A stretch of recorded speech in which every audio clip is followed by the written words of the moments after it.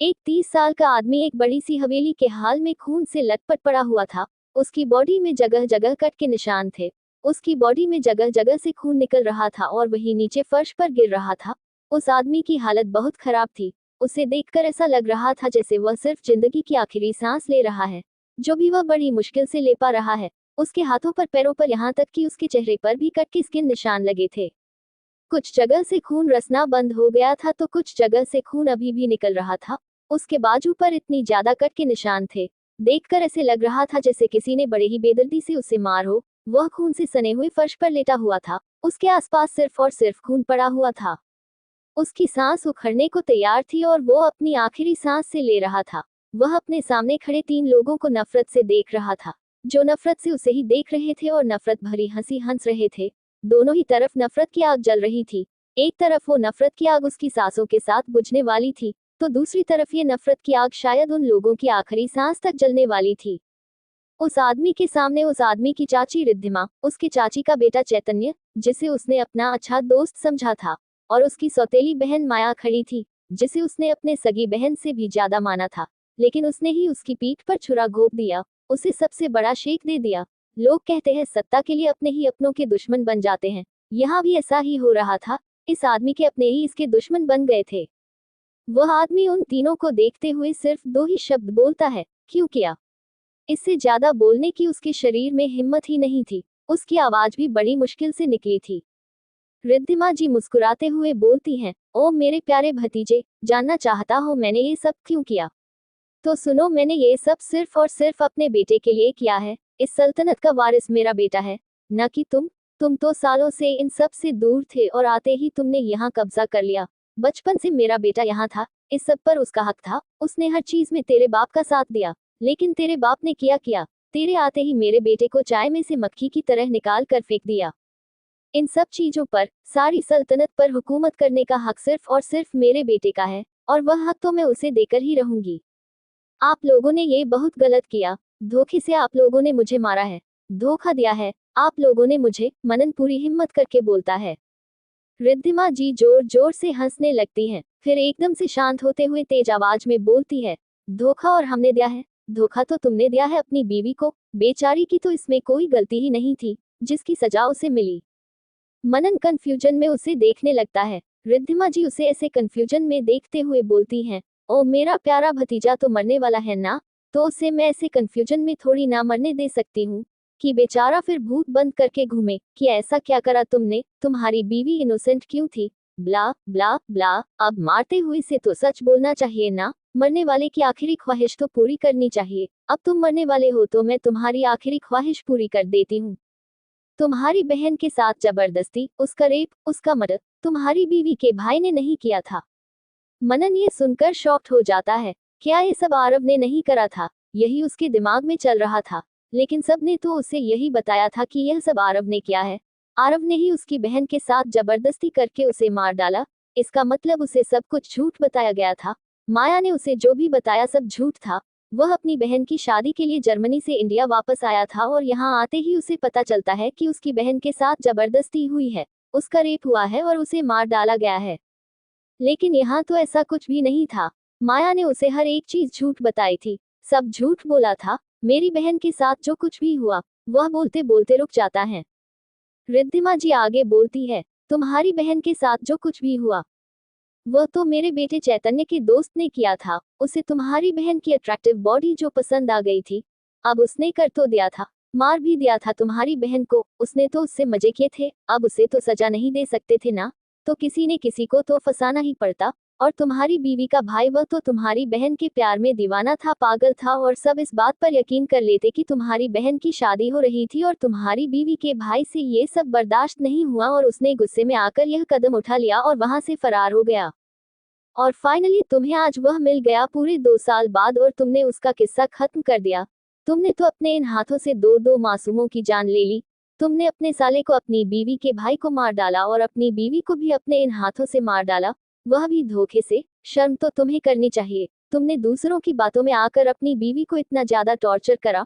पूरे 2 साल, 2 साल में ऐसा एक दिन भी नहीं गया जब तुमने अपनी बीवी को टॉर्चर ना किया हो, जलील ना किया हो। कभी तुमने उसे पूरी हवेली वालों के सामने जलील किया? तो कभी पूरे गांव वालों के सामने जलील किया और हमारे सामने बिल्कुल पाक साफ बन रहे हो, जैसे तुमने कुछ किया ही नहीं है। इतनी बेरहमी से अपनी बीवी को कत्ल कर डाला, मार डाला तुमने उसे। मनन अपनी गर्दन टेढ़ी करके देखता है, जहां उससे थोड़ी दूर पर एक लड़की जो दिखने में करीब 20 साल की लग रही थी और बेहद खूबसूरत थी, वह फर्श में बेसुध पड़ी हुई थी। उसकी आंखें बंद थी, आंखों के कोनों से आंसू की बूंदें अभी भी निकल रही थी और फर्श पर गिर रही थी।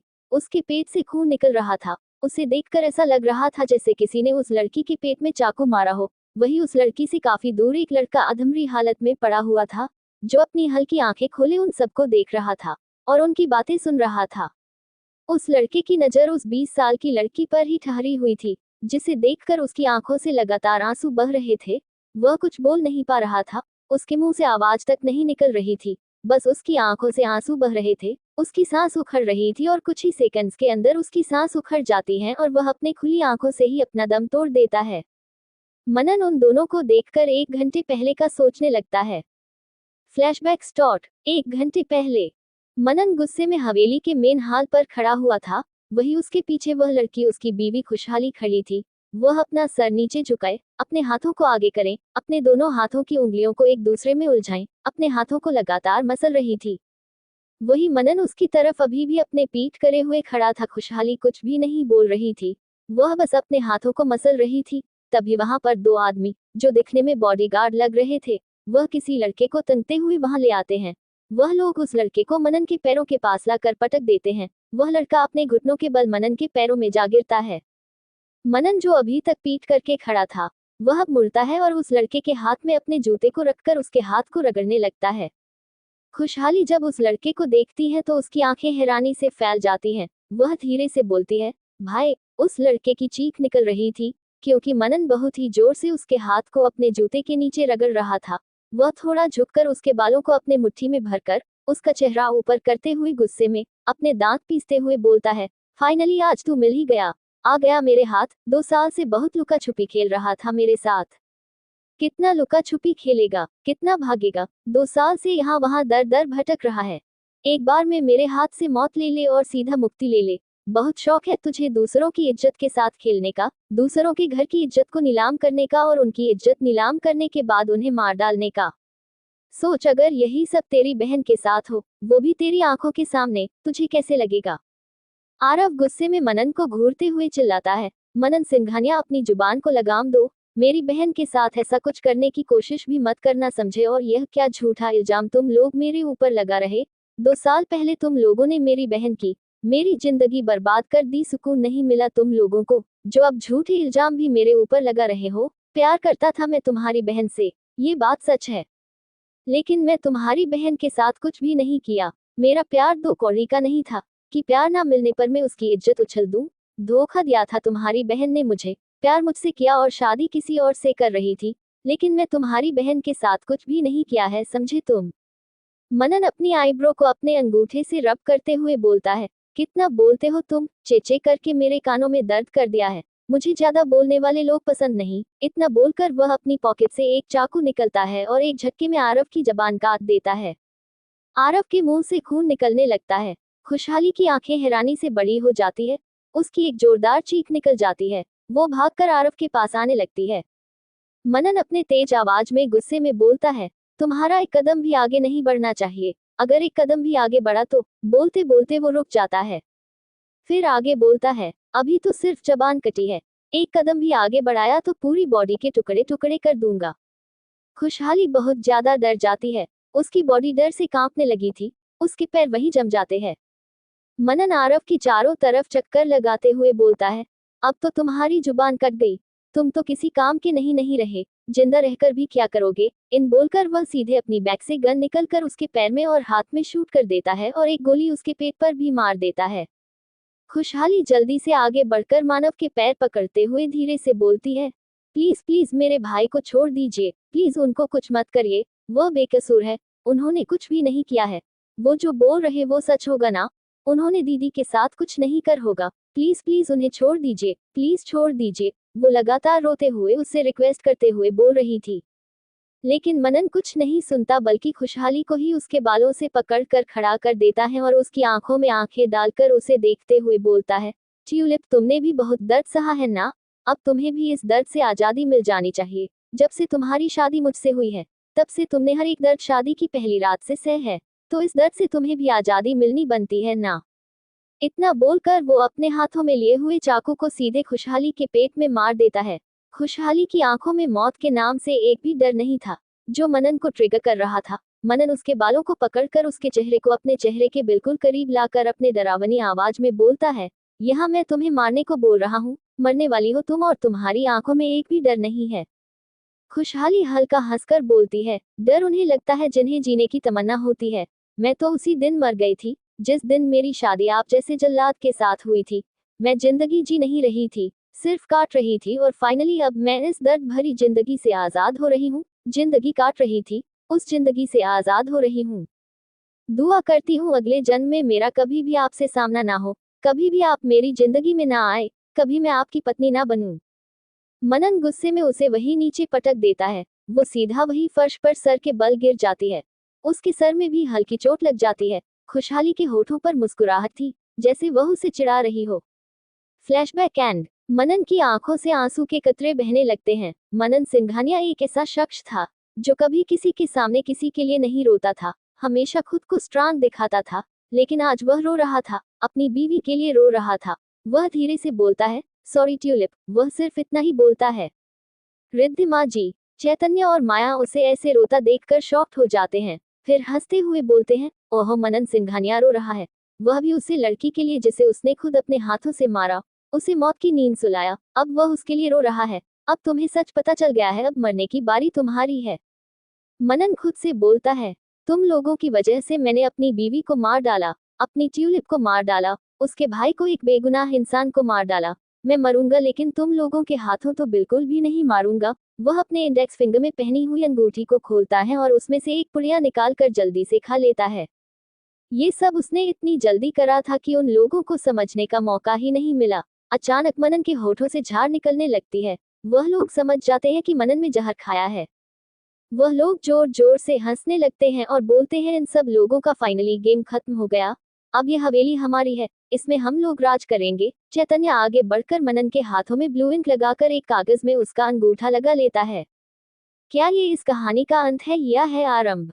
राजस्थान, सिंघानिया हवेली। ये हवेली पूरी दुल्हन की तरह सजाई गई थी। ये हवेली सफेद रंग की बनी हुई थी और इस हवेली को गोल्डन कलर की झालरों से पूरी दुल्हन की तरह सजाया गया था। वही इस हवेली के अंदर सफेद और लाल गुलाब पूरी हवेली में लगाए गए थे। सीढ़ियों से लेकर हर एक रूम के बाहर रेलिंग में सब जगह सफेद और लाल रंग के गुलाब लगे हुए थे।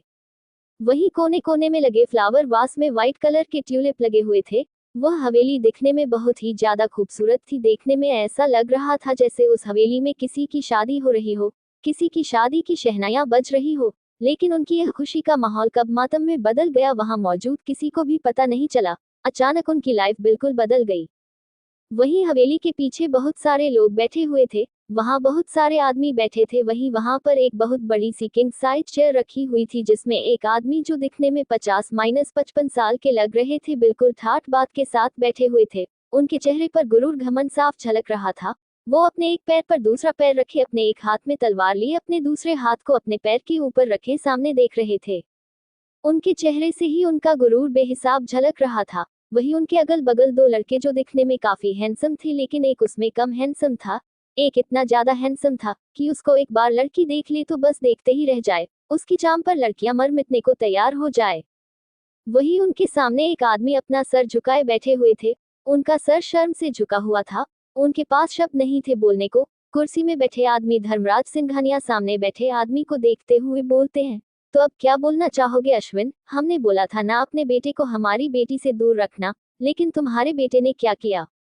तुम्हारे बेटे ने यहाँ हमारी हवेली में आकर हमारी बेटी की शादी वाले दिन हमारी बेटी के साथ जबरदस्ती करके उसकी इज्जत सरेआम उछाल दी और उसको मार भी डाला। इतनी बड़ी गलती की है तुम्हारे बेटे ने। हमने तुम्हारे कहने पर तुम्हारे बेटे को जिंदा छोड़ दिया था। हमने गलती कर दी तुम्हारे बेटे को जिंदा छोड़कर।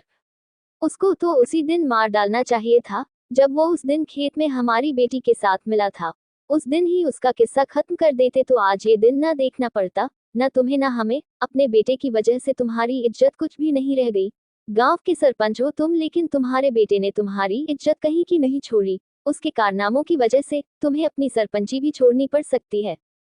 वहीं आसपास बहुत सारे लोग बैठे हुए थे, वो आपस में कुछ खुसर फुसर कर रहे थे। वहां के माहौल को देखकर ऐसा लग रहा था जैसे वहां पर पंचायत बैठाई गई हो। धर्मराज जी वहां बैठे बाकी सारे लोगों को देखते हुए बोलते हैं, पंचायत बैठी है ना यहाँ पर, तो इस पंचायत में आज हम एक फैसला सुनाते हैं।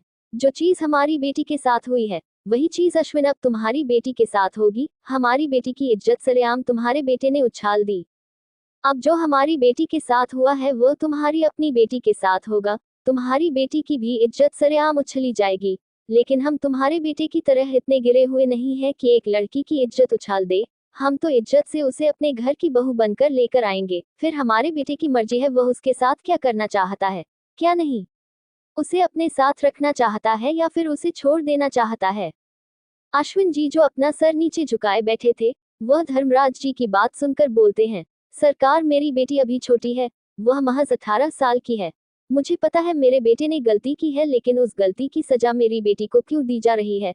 मेरी बेटी की तो इसमें कोई गलती नहीं है ना। सरकार मेरी बेटी को बख्श दे, उसके साथ ऐसा जुल्म ना करें। वह रोते हुए गिड़गिड़ाते हुए अपने हाथ जोड़कर उनके सामने बोल रहे थे।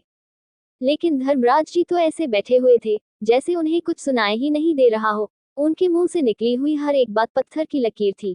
ये बात वहां बैठा हर एक इंसान जानता था। वह अपनी कही हुई बात से पीछे नहीं हटते थे। वो जो एक बार बोल देते थे सबको वह मानना ही पड़ता था, चाहे वह उनके अपने हो या फिर गांव के लोग, सबको उनकी कही हुई बात माननी पड़ती थी। कोई भी उनकी बात को टाल नहीं सकता था। अश्विन जी रोते हुए बोलते हैं, सरकार मेरी बेटी को बख्श दे, उसने कुछ भी नहीं किया है, उसे कुछ भी नहीं पता है, कृपया करके मेरी बेटी को बख्श दे सरकार, उसे इन सब में नहीं घसीटे सरकार। धर्मराज जी गुस्से में दहाड़ते हैं, हमारी बेटी की भी कोई गलती नहीं थी। उसकी क्या गलती थी, तुम्हारे बेटे की सारी गलती थी। उसने हमारे बेटी को सबसे पहले वर्ग लाया, हम सबके खिलाफ भड़काया, हम सबसे लड़वाया, और फिर उसके बाद जब हमारी बेटी शादी करने के लिए मान गई तो तुम्हारे बेटे से बर्दाश्त नहीं हुआ। तुम्हारा बेटा पूरे राजस्थान में हुकूमत करना चाहता था, हमारी बेटी के जरिए राजस्थान का हुक्म सा बनना चाहता था।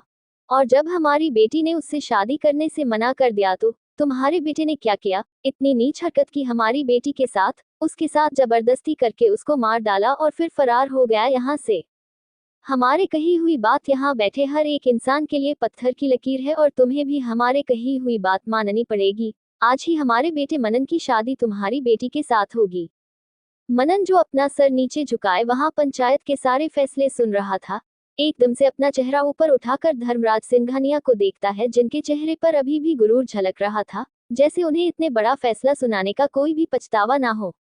मनन धीरे से खुद से बोलता है, आई एम सॉरी ट्यूलिप, हमने जो भी तुम्हारे साथ अपनी पिछली जिंदगी में किया है इस बार वैसा कुछ भी नहीं करेंगे, ना ही तुम्हें कोई भी तकलीफ देंगे। जितना अत्याचार यहाँ मौजूद हर एक इंसान ने तुम्हारे ऊपर किया है, हर एक के अत्याचार से हम तुम्हें बचाएंगे, तुम्हें किसी का अत्याचार नहीं सहने देंगे, हम तुम्हें बचा लेंगे। वो तिरछी नजरों से चैतन्य को देखता है, जो तिरछा मुस्कुरा रहा था। सारा किया धरा तो उसका था ना, सब कुछ उसने किया था, लेकिन मनन को यह नहीं पता था कि चैतन्य का वो कौन सा दोस्त है जिसने उसकी बहन के साथ यह सब किया है। मनन के हाथों की मुट्ठियां कस जाती हैं, उसकी नसें उभरने लगती हैं। चैतन्य को देखकर वह खुद से ही बोलता है, वादा है मेरा चैतन्य, तुमसे सबसे पहले तुम्हारे उसे दोस्त को ढूंढकर मौत की नींद सुलाऊंगा जिसने हमारी बहन के साथ यह करने की कोशिश करी है, उसके बाद तुम्हारा नंबर आएगा। वहीं दूसरी तरफ अंबाबाड़ी गांव, एक लड़की गांव के बीचों बीच बांस से बनी लकड़ी के टीले पर सीढ़ियों से चढ़ रही थी।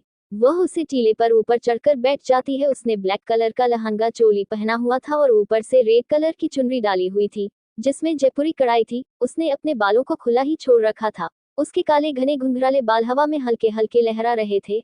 हवा ज्यादा तेज नहीं थी, हल्की हल्की चल रही थी। एक हवा का तेज झोंका आता है और इसके बालों को अपने साथ उड़ा के ले जाने लगता है।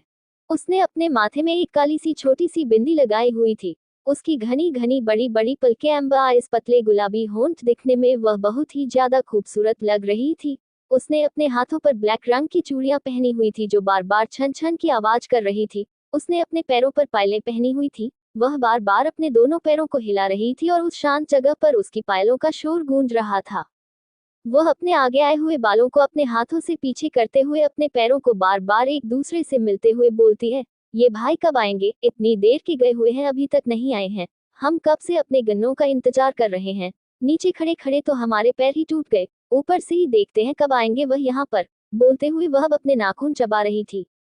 उसे एक अजीब सा डर लग रहा था।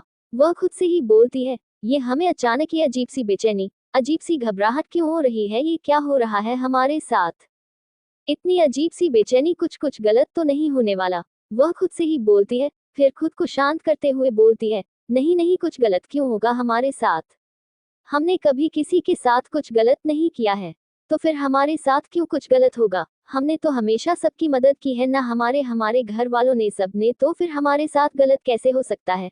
नहीं नहीं, हम कुछ ज्यादा ही सोच रहे हैं। बोलते हुए वो लगातार अपने नाखूनों को चबाए जा रही थी। ये भाई क्यों नहीं आ रहे हैं।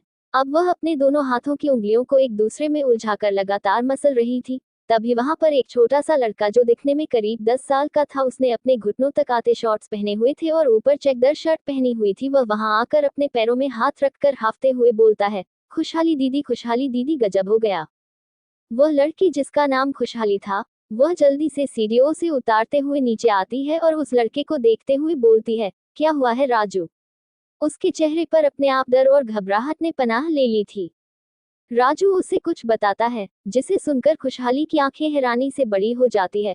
उसकी आंखों से आंसू बहने लगते हैं। वह अपने बहते हुए अपने आंसुओं को साफ करते हुए वहां से भाग कर जाते हुए बोलती है, नहीं नहीं, यह नहीं हो सकता, ऐसा नहीं हो सकता, वह ऐसा कर ही नहीं सकते, उन्हें उन्हें कुछ गलतफहमी हुई है, हम उन्हें जाकर बताएंगे, वह ऐसा कर ही नहीं सकते, नहीं ऐसा नहीं हो सकता। वह लगातार बोलते हुए वहां से भाग रही थी। किसको बोल रही है खुशहाली, वो कुछ नहीं कर सकता। किसको किस चीज की गलतफहमी हुई है, क्या बताया यो इस लड़के ने खुशहाली को। सिंघानिया हवेली। एक लड़की सिंघानिया हवेली के अंदर भागते हुए आती है। उसका चेहरा पसीने से पूरा लटपट था। वह बहुत ज्यादा हाफ रही थी। वह बहुत ज्यादा थक गए थे। उसके बाल उसके चेहरे में आकर पसीने की वजह से चिपक गए थे। वह लड़की सिंघानिया हवेली के पीछे की तरफ जाने लगती है, जहां पर पंचायत बैठी हुई थी। तभी वहां पर उसे दो गार्ड्स रोक लेते हैं और उसे देखते हुए बोलते हैं, आप अंदर नहीं जा सकती हैं। वह लड़की उनसे विनती करते हुए बोलती है, प्लीज प्लीज मुझे अंदर जाने दे, बहुत जरूरी है मेरा अंदर जाना, प्लीज मुझे अंदर जाने दे। वह गार्ड बोलता है, हम आपको अंदर जाने नहीं दे सकते। वह लड़की एक बार फिर बोलती है, अंदर पंचायत में जिसकी जिंदगी का फैसला हो रहा है वह लड़की मैं हूँ, मेरा अंदर जाना बहुत जरूरी है, हटिए आप लोग यहाँ से। तभी उन गार्ड में से एक गार्ड के फोन में नोटिफिकेशन की बीप बजती है। वह अपना फोन निकाल कर देखता है, जिसमें कुछ मैसेज लिखा हुआ था। उसे मैसेज को देखकर वो अपना फोन दोबारा अपनी जेब में रख लेते हैं और उसे लड़की को अंदर जाने दे देता है। उस लड़की को नहीं पता था कि उसे अंदर क्यों जाने दिया जा रहा है। उसके इतनी रिक्वेस्ट करने के बाद भी उसे अंदर नहीं जाने दिया जा रहा था। फिर अचानक ऐसा उस गार्ड के फोन में क्या मैसेज आया जो उसे तुरंत अंदर जाने दे दिया गया। वह लड़की इन बातों पर ज्यादा ध्यान नहीं देती, क्योंकि उसे अभी अंदर जाना था और अंदर जो फैसला चल रहा था उन फैसलों को रोकना था। वही बाहर उस गार्ड से दूसरा गार्ड बोलता है, हमें अंदर किसी को भी जाने देने की इजाजत नहीं है, और तुमने उस लड़की को कैसे अंदर जाने दे दिया और किसका मैसेज आया था तुम्हारे पास। वह गार्ड उसे कुछ भी नहीं बोलता। वो बिल्कुल वैसे ही खड़ा रहता है जैसे वह कोई रोबोट हो और उसे कुछ भी नहीं सुनाई दे रहा हो। उसे जो इंस्ट्रक्शंस मिले थे उसने वह इंस्ट्रक्शंस सारे पूरे कर दिया हो और अब उसका काम खत्म हो गया है और चुपचाप से वहां खड़ा हुआ है जैसे उस रोबोट की बैटरी डेड हो गई हो। अब वह कुछ कर नहीं सकता। वही वह लड़की अब तक पंचायत जहां बैठी हुई थी वहां पहुंच जाती है। वह लड़की अपने घुटनों में हाथ रखकर थोड़ा झुककर हाफ रही थी। वह बहुत ज्यादा थक गए थे। वो सामने बैठे धर्मराज सिंघानिया को देखते हुए अपने हाथ जोड़कर बोलती है, खम्मा घनी हुकुम सा। धर्मराज जी भी उस लड़की को देखते हुए बोलते हैं, खम्मा घनी, कौन हो तुम और यहाँ क्या कर रही हो। वो लड़की एक नजर अश्विन जी को देखती है। अश्विन जी की तो आंखें उस लड़की को वहां देखकर हैरानी से फैल जाती है। वह धर्मराज जी के सामने कुछ भी उस लड़की से बोल नहीं पा रहे थे। वह लड़की धर्मराज जी को देखते हुए बोलती है, हुकुम सा, यहाँ जिस लड़की की जिंदगी का फैसला हो रहा है वह लड़की हम हैं, और जिस लड़के का फैसला आपने सुना दिया वह हमारे भाई है। हमारे भाई ने ऐसा कुछ भी नहीं किया है, हम उन्हें अच्छे से जानते हैं। वह प्यार करते थे दीदी सा से, वो ऐसा नहीं कर सकते उनके साथ। वह अपनी जान दे देंगे लेकिन दीदी सा की इज्जत पर आंच नहीं आने देंगे, और वह ऐसा घटिया काम खुद करें, ऐसा हो नहीं सकता। धर्मराज जी गुस्से में बोलते हैं, लेकिन आपके भाई ने वह घटिया काम किया है और आपके भाई की करने की सजा आपको मिलेगी। जो हमारी बेटी के साथ हुआ है वह अब आपके साथ होगा। आज इसी मंडप पर इसी जगह आपकी शादी हो गई। हमारे बेटे मनन सिंघानिया से तैयार कर ले खुद को। खुशहाली धीरे से बोलती है, माफ कीजिएगा हुकुम सा, लेकिन हम आपका ये हुक्म नहीं मान सकते। हम अपनी जिंदगी ऐसी बर्बाद नहीं कर सकते, और आप कैसे हमारी जिंदगी का फैसला ले सकते हैं? हमारी जिंदगी का फैसला लेने का सिर्फ हमारे माँ बाप का हक है और किसी का भी नहीं। हमारी जिंदगी के फैसले सिर्फ हमारे माँ बाप लेंगे, उनके अलावा कोई भी नहीं लेगा। आप यहाँ के हुकुम सा है, इज्जत करते हैं हम आपकी, लेकिन आप भगवान नहीं है जिनका कहाँ पत्थर की लकीर होगा। हम आपका ये हुक्म नहीं मानेंगे, नहीं करेंगे हम आपके बेटे से कोई शादी। शादी तो बेटा आपको हमारे बेटे से करनी ही पड़ेगी। एक ही उसूल है हमारा, खून के बदले खून, इज्जत के बदले इज्जत और मौत के बदले मौत। और यहाँ बात इज्जत की है तो बात इज्जत की ही आएगी। फिर वह अपनी घड़ी में टाइम देखते हो बोलते हैं, शादी का मुहूर्त हो गया है, चलो सब लोग। खुशहाली चिल्लाते हुए बोलती है, नहीं करेंगे हम शादी, किसी से भी नहीं करेंगे, नहीं आपके बेटे से ना ही किसी और से। ये जिंदगी हमारी है और हमारी जिंदगी के फैसला हमारे घर वालों के अलावा कोई भी नहीं ले सकता। अश्विन जी खामोशी को शांत कराते हुए बोलते हैं, खामोशी बेटा, शांत हो जाओ।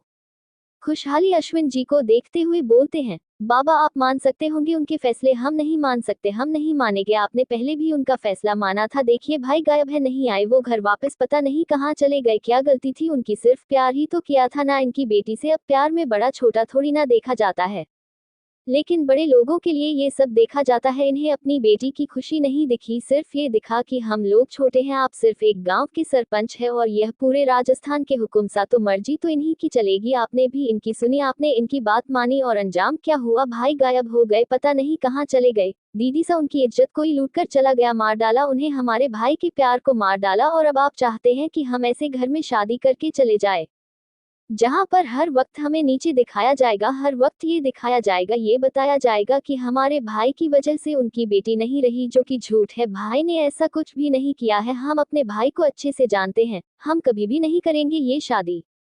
धर्मराज जी खुशहाली से बोलते हैं, हमने फैसला सुना दिया है और हमारा फैसला अटल है। यहाँ खड़े हर एक इंसान को हमारा फैसला मानना होगा। खुशहाली वहीं बैठकर रोते हुए उनके सामने हाथ जोड़ते हुए बोलती है, हुकुम सा ऐसा मत करें, हमारे भाई ने ऐसा कुछ नहीं किया और हम शादी नहीं कर सकते। हुकुम सा आप ऐसा मत करें। अश्विन जी खुशहाली को देखते हुए बोलते हैं, खुशहाली फैसला हो गया है, तुम्हारी शादी अभी कुंवर सा के साथ होगी। खुशहाली अपने बाबा को आंखें फाड़े देख रही थी। वह उनके पास आकर उनके पैर पकड़ते हुए बोलती है, बाबा ऐसा बात करे बाबा, हम नहीं कर सकते अभी शादी, हम भाई के आने तक तो बिल्कुल भी नहीं। प्लीज बाबा ऐसा मत करें, हमारी शादी का फैसला सिर्फ हमारे भाई ले सकते हैं और कोई नहीं। प्लीज बाबा मत लीजिए ऐसा फैसला जिसमें आपको बाद में पछताना पड़े। धर्मराज जी मनन को देखते हुए बोलते हैं, जाए कुंवर सा, अपनी होने वाली बिंगड़ी को मंडप में लेकर जाए। मनन खुद से बोलता है, आई एम सॉरी ट्यूलिप, बस एक आखिरी दर्द है ये, इस दर्द के बाद आपकी जिंदगी में कभी कोई दर्द नहीं आएगा। आई प्रॉमिस, हम आपके भाई को भी जल्द ही ढूंढ लेंगे और अपनी बहन के असली गुनहगारों को भी, हर एक को हम सजा देंगे और आपकी आंखों में इन आंसुओं के बाद कभी कोई भी आंसू आने नहीं देंगे। आपकी जिंदगी में सिर्फ और सिर्फ खुशियां होगी। आपको इस जन्म में हमसे शादी करके बिल्कुल भी पछतावा नहीं होगा। I am sorry tulip. मनन खुशहाली के करीब अपने कदम बढ़ा रहा था। वहीं खुशहाली मनन को देखते हुए बोलती है, कुंवर सा आप ऐसा मत करिए, हमें पता है आप हुकुम सा की वजह से हमसे शादी कर रहे हैं। आपको भी लगता होगा हमारे भाई ने ये सब किया है, लेकिन उन्होंने कुछ भी नहीं किया है, हम सच बोल रहे हैं। मनन फिर भी नहीं रुकता, वो अपने कदम खुशहाली की तरफ बढ़ा रहा था। खुशहाली मनन से बोलती है, कुंवर सा जिस रिश्ते में प्यार नहीं होता वह रिश्ता नहीं टिकता, और हम आपसे प्यार नहीं करते, आप हमसे प्यार नहीं करते, हम आपको खुशी नहीं दे पाएंगे, नहीं दे पाएंगे हम आपको कोई भी खुशी। मत करिए हमसे शादी कुंवर सा, ऐसा मत करिए। लेकिन मनन कुछ भी नहीं बोलता, बस झुककर खुशहाली को अपनी बाहों में उठा लेता है। खुशहाली खुद को छुड़ाने के लिए अपने हाथ पैर चल रही थी, वह नहीं करना चाहती थी शादी, वो अपने भाई को ढूंढना चाहते थे और उस पर लगे हर एक इल्जाम को गलत साबित करना चाहती थी। वो लगातार खुद को छुड़ाने की कोशिश कर रही थी। मनन झुककर उसके कान में कुछ बोलता है, जिसे सुनकर खुशहाली बिल्कुल शांत हो जाती है। वह अब कुछ भी रिएक्ट नहीं कर रही थी, वो अब बिल्कुल भी नहीं हिल रही थी, वो शांति से अब मनन की बाहों में थी। मनन अंदर ही अंदर मुस्कुरा रहा था, लेकिन चेहरे में उसके एक्सप्रेशन कोल्ड थे। वो बिना किसी एक्सप्रेशन के सीधे हवेली के अंदर चला जाता है। क्या सच में खुशहाली के भाई ने लूटी है मनन की बहन की इज्जत? क्या हो जाएगी मनन और खुशहाली की शादी? क्या कहा है मनन ने खुशहाली से? सिंघानिया हवेली। सिंघानिया हवेली के अंदर हाल के बीचों बीच मंडप सजा हुआ था। वहीं आसपास बहुत सारे लोग बैठे हुए थे और वहीं एक लड़की की अर्थी रखी हुई थी जो कोई और नहीं मनन की बहन थी। उसकी अभी तक अर्थी वहां से नहीं उठी थी। वहीं उसके आसपास बहुत सारी औरतें बैठी हुई थी जो रो रही थी। उनकी रोने की दहाड़ने की आवाज पूरी हवेली में गूंज रही थी। बाहर से कदमों की आवाजें अंदर की तरफ आने लगती है। कदमों की आवाज सुनकर सबकी नजर बाहर से आते हुए मनन पर पड़ती है, जिसकी बाहों में इस वक्त खुशहाली थी। खुशहाली बिल्कुल खामोश उसके बाहों में थी, वह कुछ भी नहीं बोल रही थी। वही उसके पीछे धर्मराज सिंघानिया और अश्विन आ रहे थे। अश्विन जी का सर अभी भी नीचे झुका हुआ था, वह बस अपना सर नीचे झुकाए आगे की तरफ बढ़ रहे थे। धर्मराज जी तेज आवाज में बोलते हैं, अब आप सब लोग ये रोना धोना बंद करें, आज यहाँ हमारे बेटे मनन की शादी है उस बलात्कारी की बहन के साथ। धर्मराज जी की बात सुनकर वहां बैठे खड़े सारे लोग शौक हो जाते हैं। तभी एक औरत आगे आते हुए अपनी आंखों में आए आंसुओं को अपने हाथ से पोंछते हुए बोलती है, हम उस बलात्कारी की बहन को कभी भी अपने घर की बहू नहीं मानेंगे। हमें उस बलात्कारी का सर चाहिए, उसकी मौत चाहिए, ना कि उसकी बहन हमारे घर की बहू। उसकी वजह से हमारी बेटी की मौत हुई है, उसने हमारी बेटी को मार डाला। उसकी वजह से हमारी बेटी अपनी शादी वाले दिन हम सब कुछ छोड़कर चली गई। हमें उसे बलात्कारी की लाश चाहिए। फिर मनन को देखते हुए बोलती है, मनन आप इस लड़की से शादी बिल्कुल नहीं करेंगे, आप अपनी बहन के कातिल की बहन से शादी बिल्कुल भी नहीं करेंगे।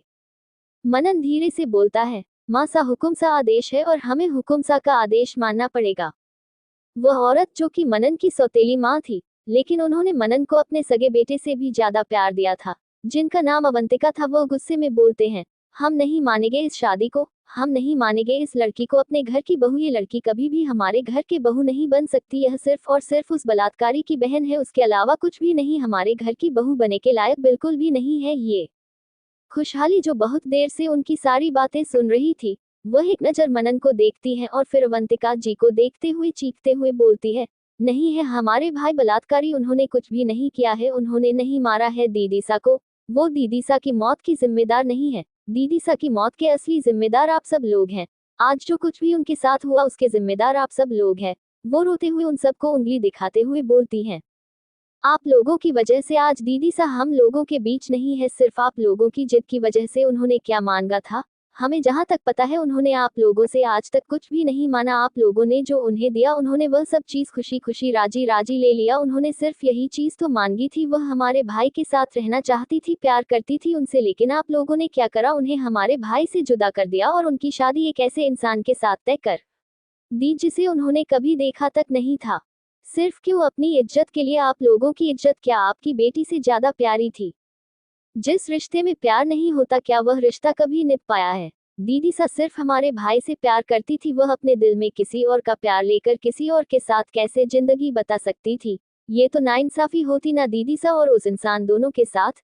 दीदीसा ने सिर्फ और सिर्फ आप लोगों की इज्जत, आप लोगों की खुशी की खातिर उन्होंने अपनी खुशियों का गला घोट दिया, अपनी खुशियों को छोड़ दिया हमारे भाई को। हमारे भाई की हालत ऐसी हो गई थी, खैर हम उसके बारे में तो आप लोगों को नहीं बताएंगे, लेकिन क्योंकि हम आप लोगों को अपने भाई की हालत के बारे में बताना जरूरी नहीं समझते, लेकिन दीदीसा की हालत की जिम्मेदार आप सब लोग हैं। हम मानते हैं जो हुआ दीदीसा के साथ गलत हुआ, जिसने किया गलत किया उसे जरूर सजा मिलेगी, लेकिन ये सब हमारे भाई ने नहीं किया है। और रही बात शादी की, हम आपके बेटे से शादी करने के लिए मारे नहीं जा रहे हैं, जबरदस्ती हमारी शादी कराई जा रही है आपके बेटे के साथ। धर्मराज जी तेज आवाज में बोलते हैं, खामोश हो जाए सब लोग, मुहूर्त का टाइम जा रहा है। फिर मनन को देखते हुए बोलते हैं, माननी चलिए आप मंडप में बैठिए। मनन चुपचाप जाकर मंडप में बैठ जाता है और खुशहाली को अपनी गोद से उतार कर वही मंडप में बैठा देता है। पंडित जी मंत्र पढ़ना शुरू करते हैं, वह धीरे धीरे मंत्र पढ़ते जा रहे थे और उनकी शादी आगे बढ़ती जा रही थी। खुशहाली धीरे से बोलती है, हर एक बढ़ते मंत्र के साथ मैं तुम्हारी जिंदगी बर्बाद करूंगी, तुम मेरी जिंदगी बर्बाद कर रहे हो लेकिन तुम गलत हो, मैं तुम्हारी जिंदगी बर्बाद कर दूंगी। यह शादी सिर्फ और सिर्फ समझौता है, इस शादी में समझौते के अलावा कुछ भी नहीं होगा। अगर तुमने इस समझौते के आगे बढ़ने की कोशिश करे तो सिर्फ मैं बोल नहीं रही हूँ, सच में बर्बाद कर दूंगी, हकीकत में बर्बाद कर सकती हूँ तुम्हें। मनन चुपचाप उसकी सारी बातें सुन रहा था, वह कुछ भी नहीं बोल रहा था, वह बस हल्का मुस्कुरा देता है जैसे वह जानता हो उसे क्या करना है। वो सब कुछ जानता था उसे क्या करना है। उसने दोबारा जन्म लिया था, उसे पिछली हर एक चीज याद थी। उसने आज के दिन कैसे जबरदस्ती उसे घसीटते हुए खुशहाली से शादी करी थी। गुस्से में था वह उस दिन और उसने गुस्से में खुशहाली को ना कुछ बोला, बस घसीटते हुए उसे मंडप में ले आया और उससे शादी कर ली। तब भी खुशहाली की मर्जी नहीं थी, तब भी उसके यही तेवर थे। वह गुस्से में बहुत कुछ बोल रही थी मनन को और रो भी रही थी। उसने अपने भाई के लिए उस वक्त भी स्टैंड लिया था और आज भी स्टैंड लिया। मनन यही सब सोच रहा था। पंडित जी आगे मंत्र पढ़ते हुए बोलते हैं, वर वधू फेरों के लिए खड़े हो जाए। मनन खड़ा हो जाता है लेकिन खुशहाली खड़ी नहीं होती। मनन उसका हाथ पकड़कर उसे सीधा खड़ा कर देता है और फेरे लेने लगता है। पंडित जी मंत्र पढ़ रहे थे और वह लोग उस हवन कुंड के चारों ओर फेरे ले रहे थे। अचानक से फेरों के बीच में खुशहाली रुक जाती है। मनन उसको ऐसे रुकता देखकर कंफ्यूजन में उसे देखने लगता है। खुशहाली को कुछ अजीब सा महसूस होता है। गीला गीला वह अपने लहंगे को कस के अपने मुट्ठियों में भर लेती है। वह खुद से बोलता है, ये हाँ कै से आ सकते हैं। वो बहुत ज्यादा घबरा गई थी। उसे कुछ भी समझ में नहीं आ रहा था। वह पैनिक करने लगी थी। उसे इस चीज के बारे में ज्यादा जानकारी नहीं थी। वह सिर्फ और सिर्फ 18 साल की ही थी और उसे ज्यादा कुछ नहीं पता था इस बारे में। मनन उसको ऐसे रुकता देखकर कंफ्यूजन में उसे देखने लगता है। उसे कुछ समझ में नहीं आ रहा था। पिछले जन्म में तो वह ऐसे शादी के मंडप के बीच में नहीं रुकी थी। वह रुकती कैसे? मनन ने उसे रुकने का मौका ही नहीं दिया था, तो वह घसीटते हुए जबरदस्ती पूरी की पूरी उससे शादी कर रहा था। मनन अपनी आंखें बंद करके कुछ सोचने लगता है। वह अपने पिछले जन्म की यादों को ताज़ा कर रहा था। उसके दिमाग में कुछ आता है। वह जब पिछले जन्म में जबरदस्ती खुशहाली के साथ लव मेकिंग कर रहा था तब उसे स्टेन्स दिखते हैं बेड पर। सिर्फ वो स्टेन नहीं थे, वह ब्लड था। खुशहाली को ब्लीडिंग हो रही थी, वो भी बहुत ज्यादा। इसका मतलब उसे उस वक्त पीरियड्स आए हुए थे और वो एकदम से अपनी आंखें खोल लेता है। वह खुद से बोलता है, ओह तो हमारी ट्यूलिप को पीरियड्स आए हुए हैं इसलिए वह यहाँ रुक गई है। हमें पिछले जन्म में क्यों नहीं पता था? जब हम उनके साथ जबरदस्ती कर रहे थे तब हमें उनकी बिल्डिंग देखी थी, तब हमें पता चला। सोचते हुए वह अपने कदम खुशहाली की तरफ बढ़ा देता है और उसे एक झटके में फिर से अपनी बाहों में उठा लेता है और धीरे से उसकी कान के पास झुककर गहरी सांसें छोड़ते हुए बोलता है, आप चिंता मत करिए, यह नॉर्मल है, सब लोगों को होता है, ये बीमारी नहीं है, ये नॉर्मल होता है, हर लड़की को होता है। आप परेशान मत होइए, पैनिक मत कीजिए, शादी हो जाएगी हमारी। खुशहाली उसे कुछ भी नहीं बोलती। वो हर चीज हर सिचुएशन आराम से हैंडल कर सकती थी, लेकिन पीरियड्स वो उसे हैंडल नहीं कर पाती थी। वो पैनिक करने लगती थी, जो वो अभी भी कर रही थी। लेकिन मनन को करीबी से वो पहले से काफी नॉर्मल हो गई थी। वह अपने मन में सोचती है, इन्हें कैसे पता चला कि हमारे पीरियड्स आए हुए हैं? क्या ये कोई अंतर्यामी है या फिर जादूगर है जो इन्हें पता चल गया? पर कैसे पता चला? हमने तो नहीं बताया, हम तो सिर्फ रुके थे कर या हमें इतना ज्यादा ब्लड लॉस हो रहा है कि हमारे पैरों से दिख रहा है जो इन्हें पता चल गया। मनन जो खुशहाली को ऐसे ही बाहों में लिए फेरे ले रहा था, वो खुशहाली के चेहरे को देखता है जिसमें परेशानी, उसकी कश्मकश उसके चेहरे में साफ दिखाई दे रही थी। उसके अंदर चल रही उलझन सब समझ में आ रही थी। खुशहाली का चेहरा हर एक चीज बयां कर रहा था। वह खुशहाली के चेहरे पर झुककर उसके कान पर एक बार फिर से गहरी सांसें छोड़ते हुए फुसफुसाते हुए बोलता है, जादूगही समझ लीजिए, हमें सब पता है और आपकी ब्लीडिंग इतनी ज्यादा नहीं हो रही है जो पैर से दिखेगी। इस वक्त कुछ भी नहीं दिख रहा, बस हम जादूगर ना, इसलिए हमें सब कुछ पता है। खुशहाली नखें फाड़े मनन को देखने लगती है। ओ से कैसे पता था कि खुशहाली क्या सोच रही है? क्या उसने उसके अंदर माइक फिट कर दिया है? पर कब, पर कैसे, जो उसे हर चीज सुनाई दे रही थी? थोड़ी देर बाद उनके फेरे पूरे हो जाते हैं और वह लोग अपनी अपनी जगह पर बैठ जाते हैं। पंडित जी मंत्र पढ़ते जा रहे थे और धीरे धीरे उनकी शादी संपन्न हो रही थी। वह मनन को देखते हुए बोलते हैं, अब कन्या की मांग में सिंदूर भरिए और उन्हें मंगलसूत्र पहनाए। मनन सिंदूर उठाकर पूरी की पूरी डिब्बी खुशहाली के मांग में डाल देता है और अपने मन में बोलता है, इस सिंदूर के साथ हम आप पर कभी भी कोई परेशानी नहीं आने देंगे, हमेशा आपको खुश रखेंगे और इस घर वालों की हर एक जिल्लत से आपको बचाएंगे। वादा है ये हमारा। यह मनन सिंघानिया का वादा खुशहाली मनन सिंघानिया से है। वह अब मंगलसूत्र उठाकर खुशहाली के गले में पहनने लगता है। वह मंगलसूत्र देखने में बहुत ही ज्यादा प्यारा और बहुत ही यूनिक था। उसमें हॉट शेप बना हुआ था जिसमें छोटे छोटे डायमंड लगे हुए थे। खुशहाली मनन को देखते हुए बोलती है, यह मंगलसूत्र जरूर हमारे गले में जा रहा है, लेकिन इसे हम तुम्हारे गले का फंदा बना देंगे, हर वक्त इस पल को कोसेंगे। आपने हमसे शादी करने के लिए हाँ क्यों बोली? क्योंकि हमारी मर्जी के खिलाफ हमसे शादी क्या करेगी खुशहाली मनन के साथ? मनन कैसे बचाएगा खुशहाली को अपने घर वालों से?